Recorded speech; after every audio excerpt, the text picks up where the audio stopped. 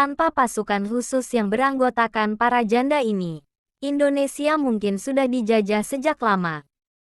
Semua berawal ketika Nusantara menjadi rebutan negara-negara asing yang ingin menguasainya.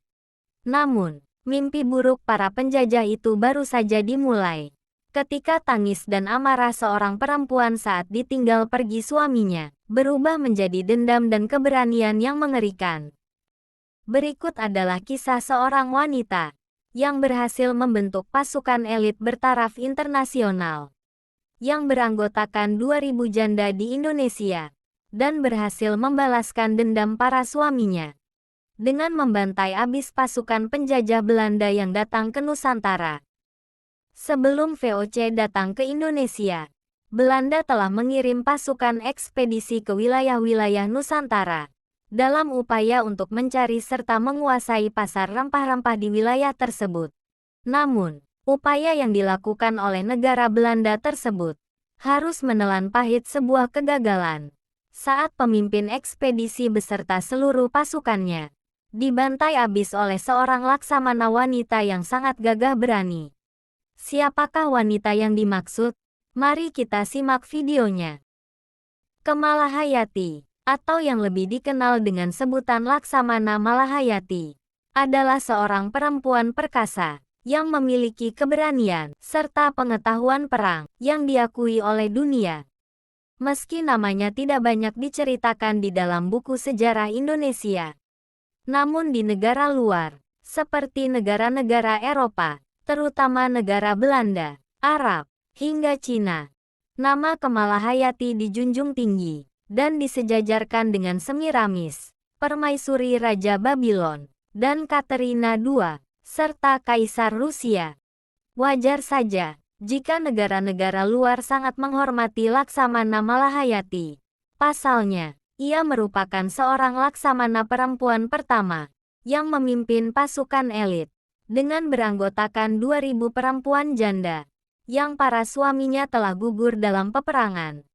Pasukan elit ini diberi nama Inong Bale.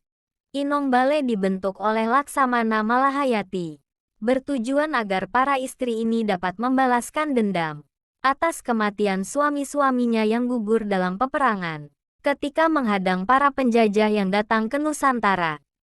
Meski beranggotakan para perempuan, namun keberanian serta kemampuannya dalam menghadapi berbagai medan pertempuran sudah tidak diragukan lagi.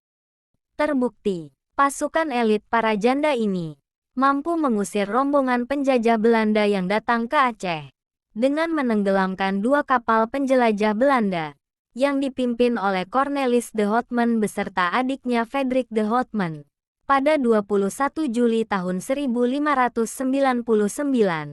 Selain itu, pasukan Inong Bale ini juga berhasil memenangkan pertempuran melawan kapal-kapal Belanda lainnya, serta berhasil menggempur benteng-benteng pasukan Belanda pada tanggal 11 September 1599. Gelar Laksamana didapatkan oleh Kemalahayati seusai ia berhasil mengalahkan Cornelis de Houtman dalam pertarungan 1 lawan 1 di atas geladak kapal. Meski Cornelis de Houtman yang bertubuh besar, serta bersenjatakan sebilah pedang, namun Laksamana Malahayati sedikit pun tidak merasa gusar. Hingga akhirnya ia berhasil membunuh Cornelis de Houtman menggunakan senjata rencong miliknya. Selain gelar Laksamana, Kemalahayati juga memiliki beberapa jabatan tinggi di Kesultanan Aceh.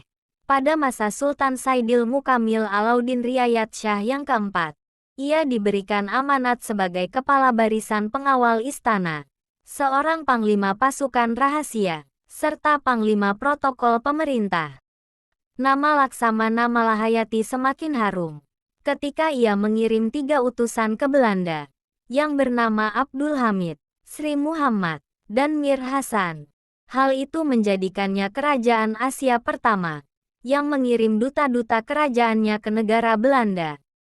Selain kemampuannya dalam memimpin armada perang, Laksamana Malahayati juga terkenal akan kecerdasan serta pengetahuannya di bidang politik. Hal itu dibuktikan ketika ia berhasil melakukan gugatan kepada pengadilan internasional yang membuat Mahkamah Amsterdam menjatuhkan hukuman denda sebesar 50.000 gulden, yang harus dibayar oleh Paulus van Caerden kepada Aceh, atas tindakan van Caerden yang menenggelamkan kapal dagang Aceh, serta merampas muatannya yang berupa lada. Kemalahayati lahir pada 1 Januari tahun 1550 dan meninggal dunia pada tahun 1615. Ia berasal dari keturunan bangsawan. Ayah dan kakeknya merupakan seorang laksamana, serta kakek buyutnya merupakan pendiri dari Kerajaan Aceh Darussalam, yang bernama Sultan Ibrahim Ali Mugayat Shah. Nama Malahayati mudah ditemukan di dalam literatur negara Barat dan Cina. Namun sayangnya, di negaranya sendiri namanya kurang begitu populer. Dan bahkan nama serta kisah patriotismenya tidak banyak dituliskan di dalam buku sejarah Indonesia. Bagaimana penilaian kalian tentang seorang Laksamana Malahayati ini? Silahkan tulis pendapat kalian di kolom komentar ya. Jangan lupa juga untuk like dan share video ini jika bermanfaat. Terima kasih.